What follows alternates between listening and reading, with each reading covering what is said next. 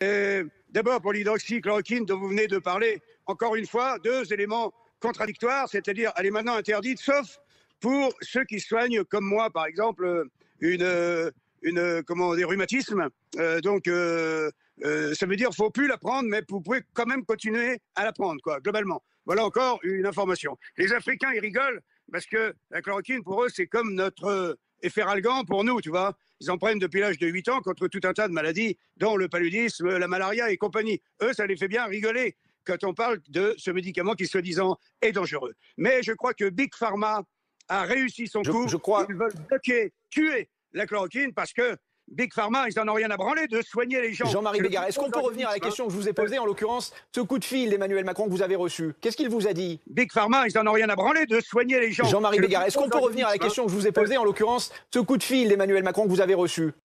La plupart du temps, toutes les phrases que j'ai dites, il les a approuvées parce que ce sont des phrases du peuple. C'est ce que le peuple ressent. Et comme il a un petit peu de mal à s'adresser directement au peuple, il s'adresse à moi. Et par moi, en fait, il s'adresse au peuple, puisqu'il sait que la première vidéo que j'ai faite au président a fait 8 millions de vues. C'est énormissime. Tu aimerais certainement, aujourd'hui, faire 8 millions de personnes avec ton journal, tu vois.